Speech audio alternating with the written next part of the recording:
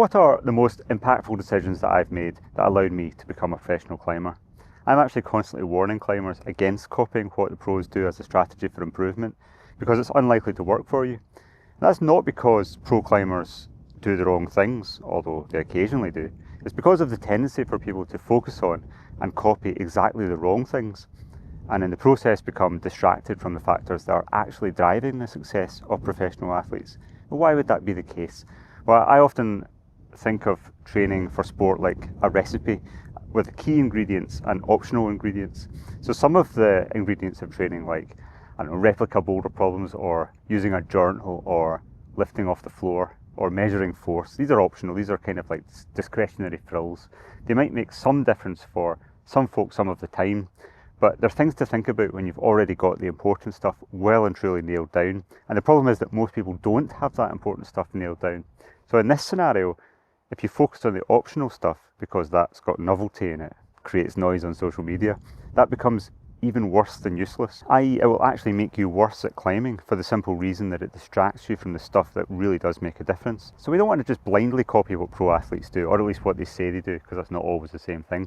We want to really understand what it is that we're copying so that we don't spend years thinking that we're copying their successful strategy when actually we're just copying the fluff that made little or no difference. So in this video I'm going to tell you exactly what I think were the 6 best decisions or things that made me go from a pretty unremarkable climber in my teens, barely able to keep up with the folk in my local climbing wall, to doing the hardest drag route in the world. And so that you don't just blindly copy me, I want to explain to you why I come to think of these as key ingredients and why I think they apply to you as much as they have done to me, and then you can make up your own mind. So even once I'd actually climbed E11, I still didn't truly understand what had actually led me to that point. And that was actually one of the reasons why I waited nearly 20 years to write a book about how I went from average to E11. And in the year after I climbed Rhapsody, I started my postgraduate study of sports science, and I published my first piece of research, and I started coaching other climbers. And it was when I actually began to look at other climbers and try to put myself in their shoes and attempt to really understand the forces holding them back from achieving their potential. I could feel myself sliding down that Dunning-Kruger curve. I was feeling things that I thought I knew were a bit less certain. So I increasingly felt that the important drivers of performance lay upstream from the details of training, and those details, which I had initially attributed my successes in climbing to, didn't actually correlate all that consistently with the results that I was getting. Instead, I realised that much more basic, simple factors came up over and over again, explaining either dramatic improvement or lack of it in the coaching clients that I had, and also in myself. So what are those things? So here they are as follows. I'll just list them. So let's start with a habit that forms the premise of this video. Don't copy, understand. The grade you can climb, your overall performance level, is the summation of a big suite of variables that all interact with each other. Some are kind of inherent tendencies, like your genetic predisposition to respond to training, or your height, or your tendency for a certain body shape. And some are macro choices that form the box that you operate in. Things like whether you've chosen to live near crags, what job you've chosen, how much weekly time you've allocated to training. And then there's a large number of smaller free choices that you've made about how to optimize your progression in your sport, like which hangboard routine you've picked, or what board angle you've picked, or whether you took one rest day or two. And because of this interaction between your unique set of variables, if you simply copy what some athlete you look up to does, you might not get the same result. However, if you understand why something works, you're much more likely to be able to adapt it to your circumstances and then make good use of it. And so here's a news flash. There are very few aspects of training for sport that are truly off the peg. Just copy this method that you'll not have to actually adapt for yourself. So here are a couple of easy examples. Climb lots is one of those really boring but still undervalued pillars of training. And no matter how many training videos get published on the internet, there will always be people out there trying to find fancy ways to climb their first V6 when they've not even climbed 1000 V4s. So try not to be one of those people. But climbing lots for you and for me is going to mean different things. So I'm a 47-year-old dad, and that might make it more difficult to climb more, but I have a long training history and I know how to look after myself, and so that might make it easier to climb more. And if you've just started shift work and you've got a 6-month-old baby at home, then climbing more is going to look different for you. If you try to copy me, that will probably break you. So if you're just copying, it's climb more. And if you're understanding, it's how much can I handle and what can I shift so that I can handle more. Now that's a subtle difference in approach with a very, very big effect. So here's a second example in the psychological component of performance. So one issue that climbers struggle with is a sense of pressure that comes with taking on any performance goal. That could be a project, could be a competition, could be a grade level that you want to get to. Any of these things often creates a sense of worry, like what happens if you can't do it? Maybe you feel you're plateauing and you feel like you're going to fail, and maybe you will unless you adjust your course and update your decision making. Maybe you're being complacent, or maybe you're making some mistake, or maybe you just need to trust the process and it will just take a little bit longer than the arbitrary time deadline that you've set for yourself. And I used to feel like that myself. So when I was like a young aspiring climber, I listened to the best athletes around me at the time, and I didn't really listen to what they said in interviews when they were presenting a kind of polished version of themselves. It was what they said when they were actually trying projects at the crag, and that's usually more revealing. And at that time there weren't cameras around filming everything like there are these days, and so it was often the comments after the camera stops that are the most interesting that you should pay attention to. But what I observed was that often the best climbers didn't appear to feel all that much pressure. A few of them did, but mostly the best climbers were quite matter-of-fact, almost indifferent about whether they made progress on their projects on any given day. And that really struck me as the difference between the good and the best climbers. And I wanted to understand that because it's one aspect of training that's actually extremely difficult to just copy. And yet a fair bit of psychological training advice still attempts to do just that, copy the result and not the process of successful athletes training. So things like positive self-reinforcement as a means to bolster your confidence, especially when you're having a tough time and your progress is maybe going backwards for a while. And it's true that successful athletes do exhibit self-belief and positive reinforcement. The question that I came to ask was, is this a cause of their psychological resilience, or is it an effect? So tactics like this can have some effect in the short term, so I'm not suggesting that you never use them. But in my view, their effects are quite inconsistent, and so I don't use this approach at all. The details of how I personally moved beyond trying to copy this apparent confidence and was able to develop it in myself is a little bit beyond the scope of this video, and it has quite a few layers. So many of the middle chapters in my book, Moving the Needle, lay out those layers of progression piece by piece. I'm kind of aware that not all of you who watch this channel have read my books, and that is where I've laid out most of the bulk of what I've learned in climbing. So hopefully these two brief examples illustrate why just copying successful athletes is a shaky strategy. So instead, try to understand the principle at play and then adapt it to your life. The second good decision I made was to separate tactics from strategy. So I did an undergraduate degree and then a master's degree in exercise science, and you might think that the main knowledge and expertise that I would gain from that education would relate to the details of training, the tactics, what athletes do, or at least say they do, on a daily basis, choosing this exercise or that exercise, and the intensity and the duration and all those things.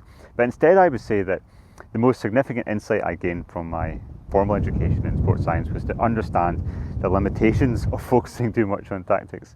So I think both athletes and their coaches often get bogged down by tactics and in the process become kind of boxed in, constrained. If the focus on tactics comes at the expense of strategy, then it tends to place a glass ceiling over your improvement. And by contrast, when I tried to understand why athletes had big breakouts, I thought that it was rarely down to training tactics alone, and the tactics often would change, but only because the strategy changed. So what is strategy when it comes to training?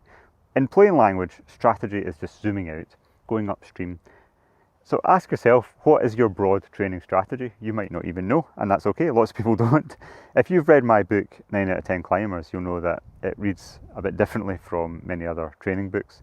It is first and foremost a training strategy manual, and with the tactics in their rightful place, which is following on downstream.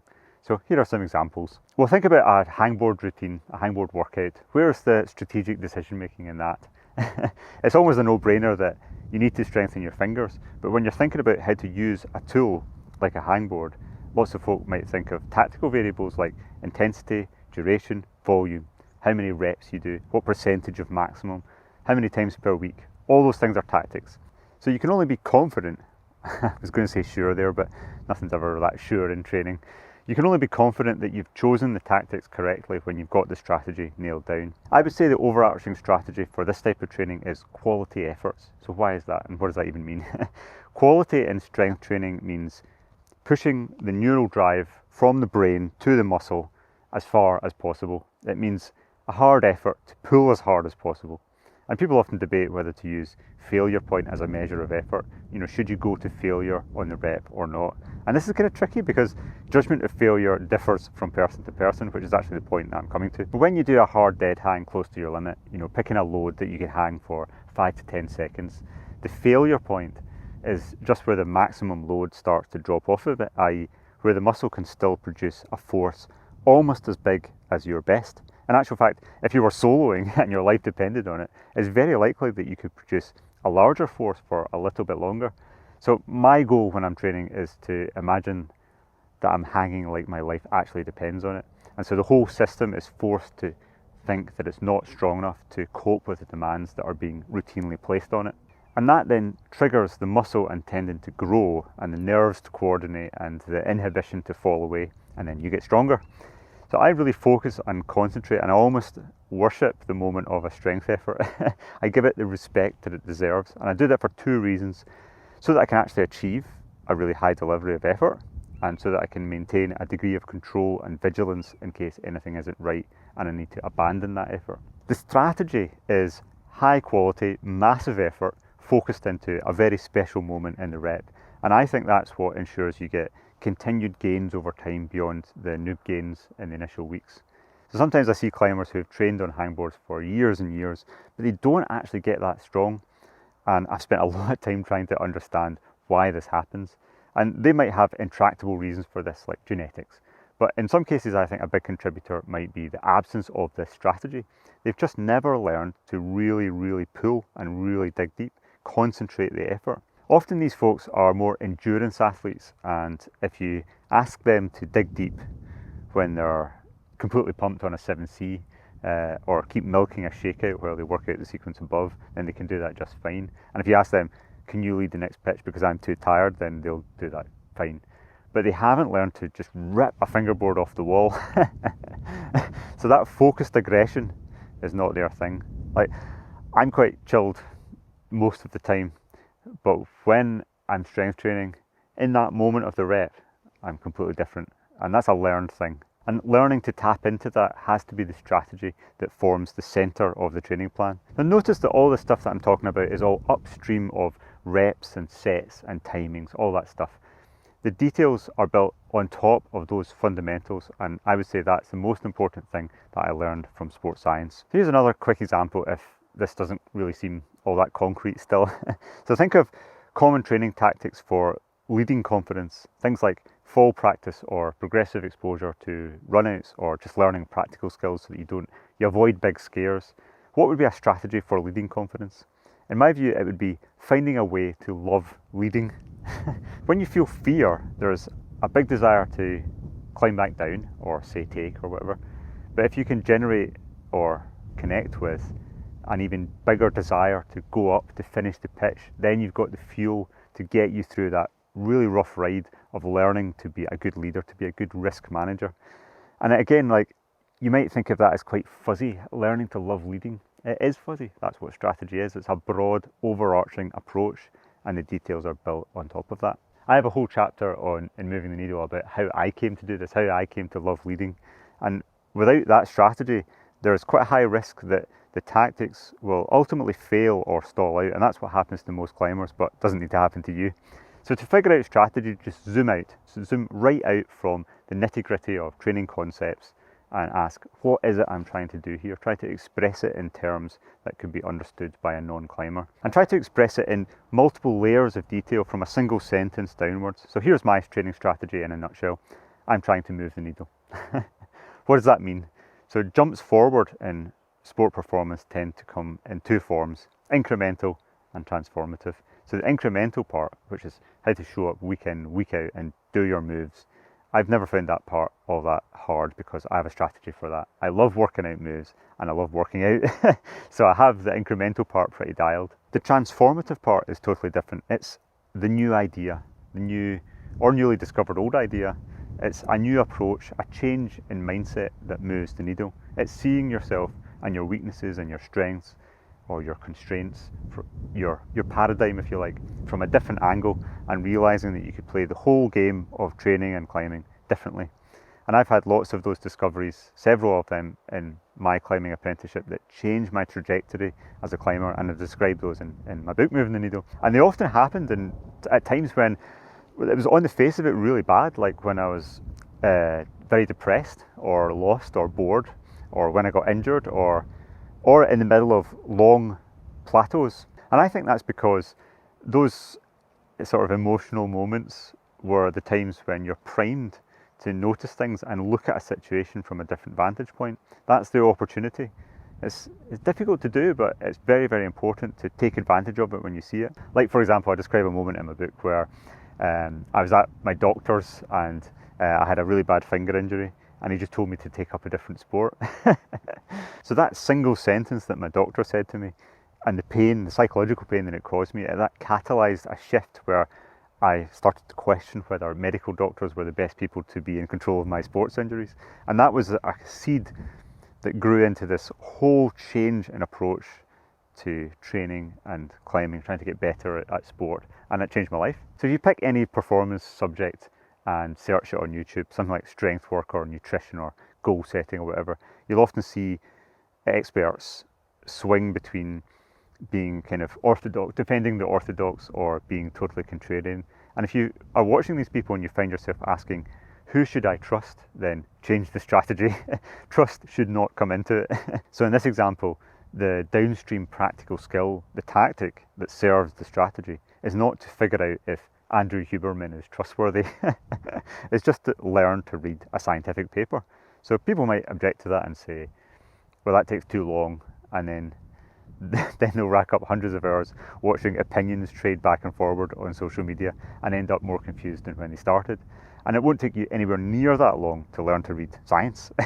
So what often seems like the long and difficult path to sport performance is actually the shortcut. All right, let's move on. I mentioned goal setting there, and that's the next decision on the list. So the next thing was to get straight what goal I'm chasing as a climber. So rather like the situation with training tactics, I think the discussion on goals and goal setting in sport often gets focused too far downstream in the weeds, in the day-to-day stuff, and I think that blunts the effectiveness of goal setting for lots of folk. So let me flesh out what I mean by that. Think of the classic SMART goal approach. Imagine saying to an artist, I'm going to be 6% more creative by next month, and then trying to follow a set pattern of exercises to reach that goal. Does that make sense? I don't think it does. Not all goals fit into the straitjacket of realistic and time-bound and measurable. In fact, I think the really important ones generally don't. So I do make use of the SMART goal approach for some day-to-day stuff like amassing reps and going to bed early and that kind of thing, but it's definitely not suitable for everything. And I know those incremental, measurable things are tempting, they're attractive, but it's also tempting to overvalue their importance because lots of people pay attention to them. I'm sure you've seen coaches saying, my client followed my program and added this much more weight on their hangboard and climbed their first V6. And that might be a signal of sustainable progress in their climbing, but it might not. I can design a program to increase your VO2 max by 2.5% in 3 weeks, but that would be very different from the program that I would design to increase it by 20% in a couple of years. And you see people get tripped up by specific measurable goals in other fields like education and business all the time. For example, have you ever sworn that you'd never buy from a company again because all you wanted to do was pick up the phone and ask a question or explain a problem, but you couldn't because that company made a measurable goal to cut the cost of having someone on the other end of the phone who was trained enough to say, sorry, you've had this problem, let's try and fix it. You would think that multi-billion-dollar companies who hire very expensive consultants to advise them on how to make more money would realise that not only is that important, but it can't easily be measured, and yet they routinely do it. So economists and business leaders and coaches and athletes can all easily fall into the same trap of being lured in by things that are easier to measure, and in the process neglect what's important but hard to measure. So the key phrase here is opportunity cost. The opportunity cost of narrowing your focus to only the measurable is huge. So what things in climbing might we neglect in the pursuit of measurable goals? And I think the most fundamental one is mastery. That's my fundamental goal as a climber. Mastery is like a neat single word that encapsulates the whole picture of training, but it's frustratingly vague, but we can split it up into more tangible aspects of training practice. So for example, one of the huge problems with the focus on measurable stuff is that it limits you to parts of your training that you can't do all the time. You know, you need strong fingers, but you can't train your fingers all the time, even when you're healthy, but you'll also have quite big periods during your life where you're likely to be injured for a while. And all too often climbers will throw training out of the window because they can't climb well, they can't climb at their limit. And it's hard to become a master with that approach. And the trad climbers that I know are quite good at this because they tend to be climbing not just for the hard sends, but just to enjoy climbing nice rock features in the mountains. And you know, folk that on-site E7 often will still get a lot of enjoyment on a day just going out and doing E1s or soloing VDiff in the wet. So that breadth of enjoyment drives them to climb a lot on a wide variety of features, and it also requires them to lean into things that they're not good at because they have to climb this big variety of features. Those climbers may chase grades, but not at the expense of enjoying a type of climbing they're bad at and need to drop their grade. And that is a recipe for mastery. And the way it happens is by amassing a more sustained area under the curve of different types of climbing, movement, and challenge in general. So that would be things like going and climbing easy stuff, winter climbing, climbing in the rain, watching a comp. Widening your net of climbing experiences might be difficult to justify if you're programming it into your training spreadsheet, just as the corporate accountant in that company wants to cut the person on the phone and replace it with an AI bot.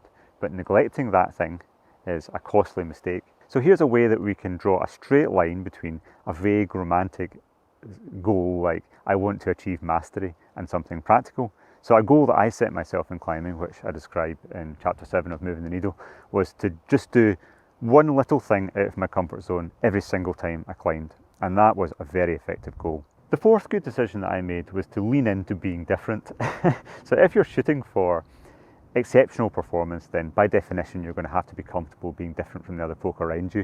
And I think that's a bigger challenge for a lot of athletes than they maybe realise. So this decision might be kind of self-explanatory, but I've got a couple of points that I want to make about it which I think are worth considering. And the first relates to implementation. So allowing yourself to be different is another of those things that is actually a little bit easier said than done. And to me, the key thing is to figure out how to unlearn a lot of the stuff that you learn from Western society. And so much of Western education is about fitting in and reaching a standard in certain things, trusting experts, or facing the consequences if you kind of go a different way. So not doing those things can set you up for drawing attention to yourself. But even more than that, if you're experimenting with different ways of life or different ways to train or climb, you'll inevitably make some mistakes, and that's really how you learn stuff. But when you're different and wrong, then that really sets you up for attracting attention and maybe some ridicule from your peers around you. And how you deal with that is maybe influenced a little bit by your personality. So if you're extrovert and confident, you might be able to adopt the just don't give a shit mindset and just ride it out. But you don't need to do it that way. You can keep your weirdness kind of on the down low, you know, at quiet crags or quiet times of day in the climbing wall or whatever. And that's the approach that I took because I'm kind of an introvert. But whatever way you choose, try not to dilute your weirdness because that's the best thing that you have, to be honest. The second point relates to making the most of being weird. So if you're considered by your friends or your family to be weird because you go to bed early or you only have one drink or you train all the time or you train differently from them, then sometimes it really helps to lean into that. So if you're only slightly outside of the norm, then the people around you tend to try and pull you back in. But if you're completely mental, if you're way outside the norm, then often they just let you get on with it. And quite quickly, people stopped asking me to drink more alcohol to fit in with their pace. They just knew that I would never say yes.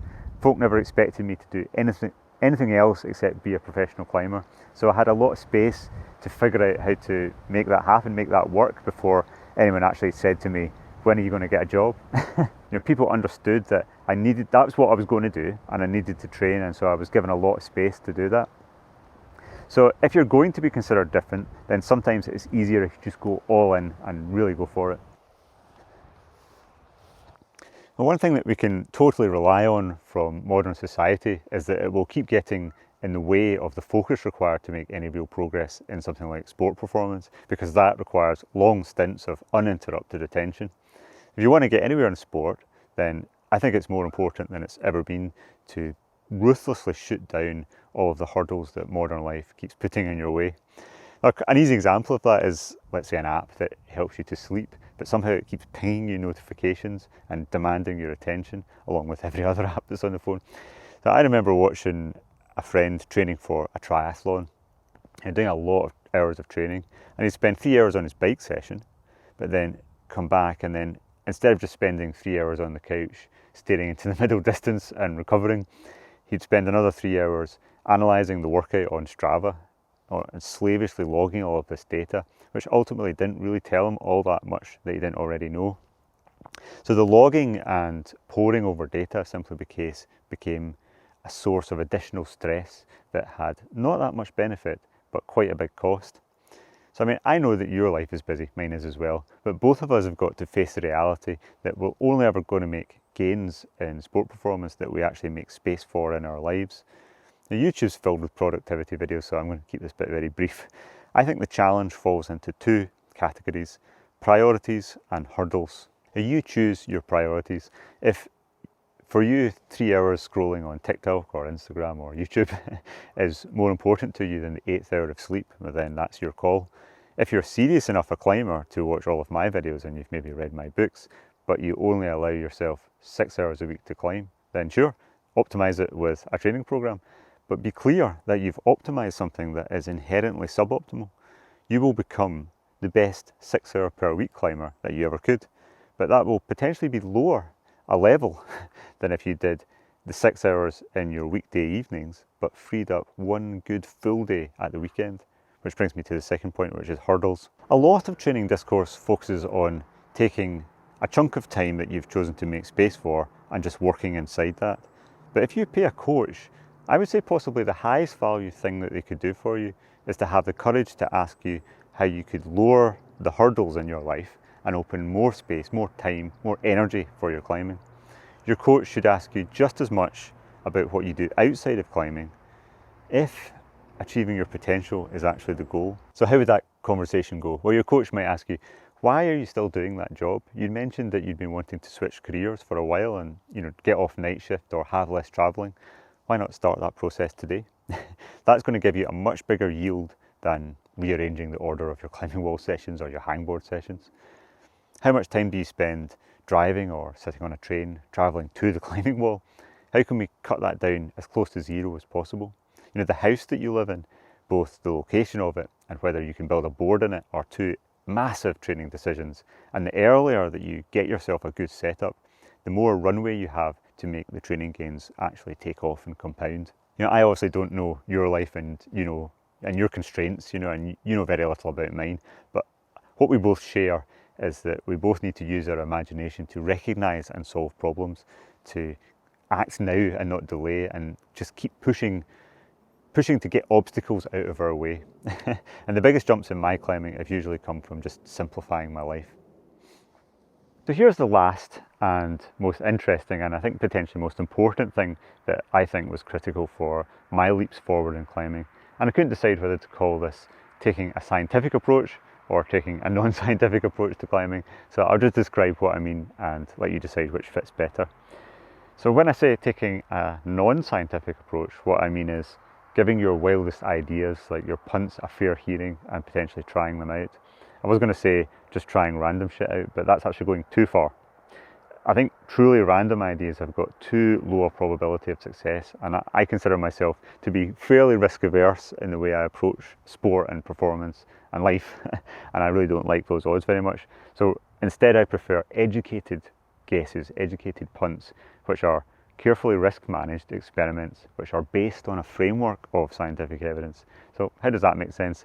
Isn't science meant to remove gambles and punts? Isn't being evidence-based by definition the act of following evidence? Well, no, I don't think it is, not for me anyway, and I don't think it was for the founders of the evidence-based medicine movement, people like David Sackett and Gordon Guyat. Being evidence-based was never meant to box you into an incomplete picture of evidence that we have and will actually always have. It was meant to empower you to move between gaps between the established evidence that we have. The evidence based on training and nutrition and performance is kind of like a map that's only half drawn. So you might be able to use the evidence to narrow down some reasonable options for how to make decisions about training, but it will almost never give you enough to make you absolutely certain of the way forward for each component. And unfortunately, the term evidence-based is quite often used as a weapon to beat people down on the internet if they dare to try something that hasn't first been tested in randomized controlled trials. Now, there's definitely some experiments which I'd be happy for someone else to make rather than me. You know, things like going on a vegan diet or replacing all of your food with Huel or something like that. I've actually got a video on Huel which I'm making at the moment. Do subscribe if you want to see that. But the evidence that we do have in those things is limited, but it still is enough to make me think that those are not the way forward. But I also equally recognise that the diet approach which I favour, you know, things like keto and carnivore diets for sport performance, doesn't have a complete evidence base either, and I'll be long dead before it does. So it pains me when I see people who cut others down because they've tried something which is a bit on the edge on the basis that it's not evidence based. Yeah, I'm certainly willing to say for those things that I just don't think that's going to work, but I am honestly glad that there are people who will go out on a limb and try new stuff and potentially prove doubters wrong. But the thing you have to keep in mind is that unless your thesis really does hold water, you're probably just going to prove doubters right, which is also a good contribution, by the way. Okay, that's quite a lot to digest in one episode. So if you want more information like this, or if this episode seems kind of conceptual and you want more of the nitty-gritty day-to-day stuff that I did either at the climbing wall or on the crag to push my climbing to a professional level, well, I wrote a whole book laying it out. And one tactic that comes up over and over again in my book that arguably moved the needle more than anything was remembering my moves. And why that works so well is the subject of the next video I'm going to make on this channel. So do subscribe to see that, and we'll see you in the next one shortly. Right, I'm off to go climbing. I'm just at Craigdhu just now, and I've come to solo a big classic VS, but there's some people on it. I'm just going to go and see if they're finished, and I can get my rock shoes on and go and climb it hopefully. And that one will be on the channel as well. See you soon.